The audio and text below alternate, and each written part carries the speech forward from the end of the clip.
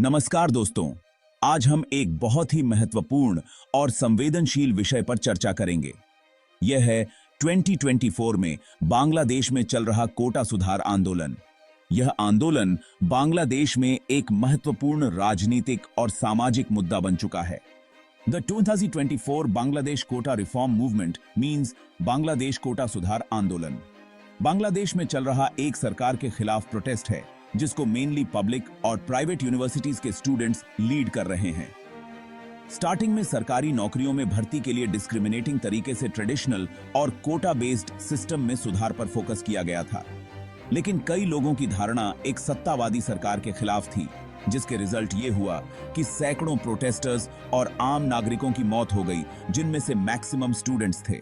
इसकी शुरुआत तब हुई जब जून 2024 में बांग्लादेश के सुप्रीम कोर्ट ने 2018 में जो सुधार हुआ था उसे पलटते हुए फ्रीडम फाइटर के वंशजों के लिए 30% कोटा बहाल कर दिया।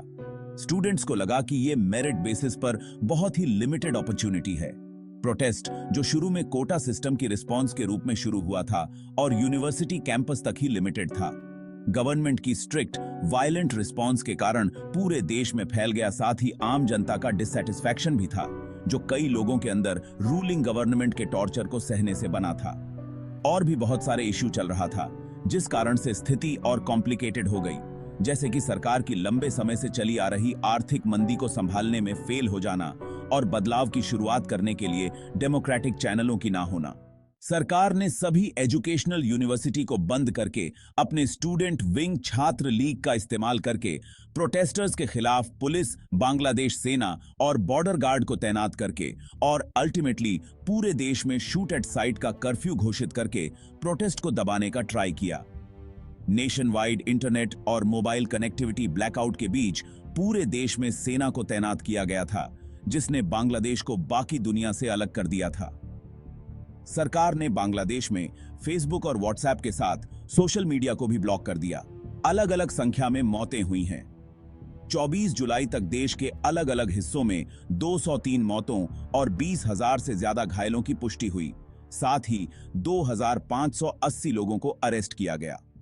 आंदोलन जारी है क्योंकि प्रोटेस्टर ने हिंसा के लिए जवाबदेही गवर्नमेंट ऑफिशियल्स के रेजिग्नेशन और स्टूडेंट यूनियन में सुधार को शामिल करने के लिए अपनी मांगों को बढ़ा दिया है।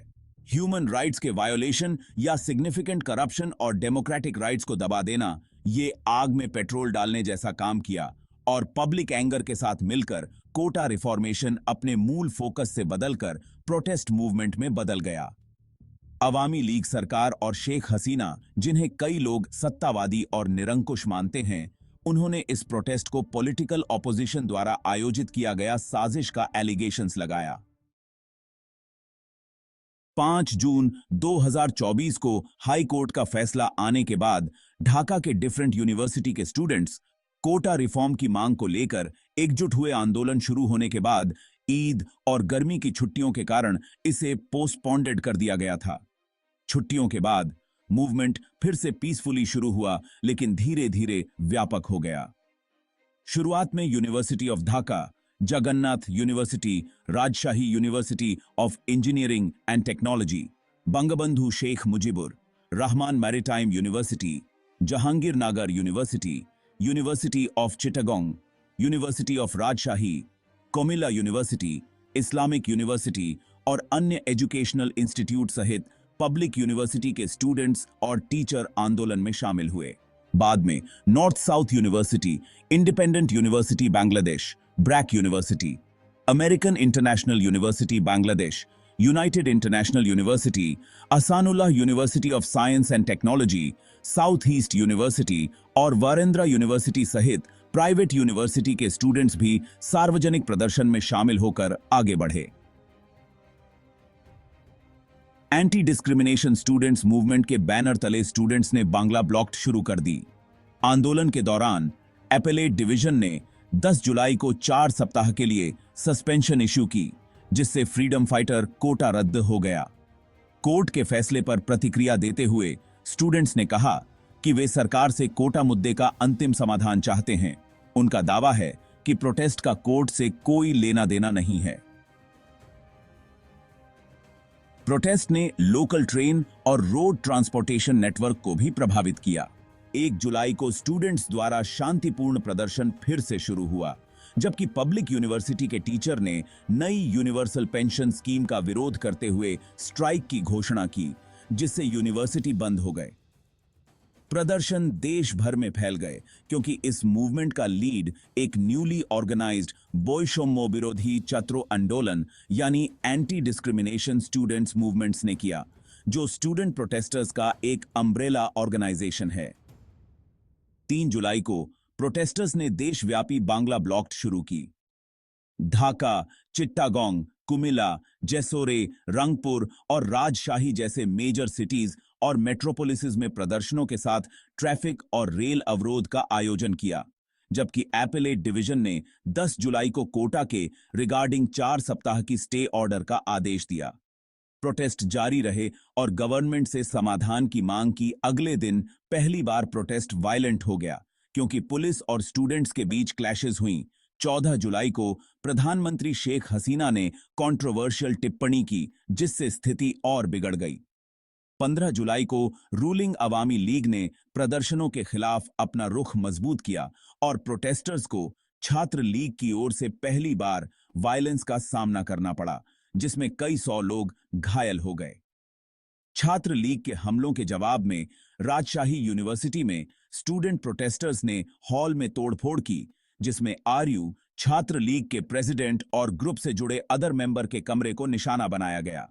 ढाका यूनिवर्सिटी में प्रदर्शनकारियों ने 11 अलग अलग हॉल से छात्र लीग के मेंबर को निकाल दिया और ऑर्गेनाइजेशन पर बैन डिक्लेयर कर दिया। देश भर के अन्य यूनिवर्सिटी में स्टूडेंट्स ने छात्र लीग के मेंबर को अपने परिसरों से निकाल दिया। चट्टोग्राम में कुछ मेंबर को क्लैश के दौरान एंग्री प्रोटेस्टर्स ने छतों से फेंक दिया। इन कार्रवाइयों के कारण कई कैंपस ने इंडिपेंडेंटली खुद को छात्र लीग फ्री घोषित कर दिया। एंटी डिस्क्रिमिनेशन स्टूडेंट्स मूवमेंट ने सरकार के सामने कुछ मांगें रखीं। गवर्नमेंट जॉब के लिए एग्जिस्टिंग कोटा सिस्टम को कैंसिल किया जाए, माइनॉरिटी और डिसेबल्ड लोगों को उचित रेट पर कोटा प्रोविजन किया जाए, संसद में एक नया लॉ पास किया जाए जो टोटल जॉब्स के मैक्सिमम 5% के लिए एक नई कोटा सिस्टम तैयार करे। छात्र लीग के मेंबर और पुलिस बलों की भागीदारी में विरोध प्रदर्शनों के टाइम भड़की हिंसा के बाद एंटी डिस्क्रिमिनेशन स्टूडेंट मूवमेंट ने रिवाइज 9 पॉइंट मांग जारी की। मांगों में शामिल हैं प्रधानमंत्री शेख हसीना को पब्लिकली माफी मांगनी चाहिए और विरोध प्रदर्शनों के टाइम स्टूडेंट्स की मौतों की जिम्मेदारी लेनी चाहिए। होम मिनिस्टर असदुज्जमान खान और road transport and bridges minister Obaidul Quader को प्रदर्शनकारियों के खिलाफ वायलेंस करने के लिए लॉ एनफोर्समेंट का उपयोग करने और छात्र लीग को इन्फ्लुएंस करने में उनकी कथित भूमिका के लिए अपने कैबिनेट पोजीशन और पार्टी रोल से रिजाइन देना चाहिए। जिन एरिया में स्टूडेंट्स हताहत हुए हैं, वहां के deputy inspector general of police, commissioner of police and superintendents of police को उनके पोजीशन से बर्खास्त किया जाना चाहिए। ढाका यूनिवर्सिटी, जहांगीरनगर यूनिवर्सिटी और राजशाही यूनिवर्सिटी के वाइस चांसलर और प्रॉक्टर को स्टूडेंट्स के खिलाफ वायलेंस पर पुअर रिस्पॉन्स के कारण इस्तीफा देना चाहिए। छात्र लीग और जुबो लीग के सदस्यों सहित हमलों में शामिल पुलिसकर्मियों और इंडिविजुअल्स को गिरफ्तार किया जाना चाहिए और लॉ के अकॉर्डिंग उन पर केस चलना चाहिए। प्रोटेस्ट के दौरान मारे गए या घायल हुए स्टूडेंट्स के परिवारों को फाइनेंशियल कॉम्पेंसेशन दिया जाना चाहिए। बांग्लादेश के सभी इंस्टीट्यूट में स्टूडेंट्स पॉलिटिक्स पर बैन लगाया जाना चाहिए। सभी इंस्टीट्यूशंस और स्टूडेंट रेजिडेंशियल हॉल को तुरंत फिर से खोला जाना चाहिए। पीसफुल एनवायरनमेंट इंश्योर करने के लिए आर्म्ड फोर्स और अन्य सुरक्षा कर्मियों सहित लॉ एनफोर्समेंट अधिकारियों को सभी एजुकेशनल इंस्टीट्यूशन से वापस बुला लिया जाना चाहिए। नेक्स्ट सिनेरियो पर अगले वीडियो में चर्चा की जाएगी। तब तक के लिए अलविदा। इस तरह के और वीडियो देखने के लिए कृपया सब्सक्राइब करें, लाइक करें और कमेंट करें। धन्यवाद।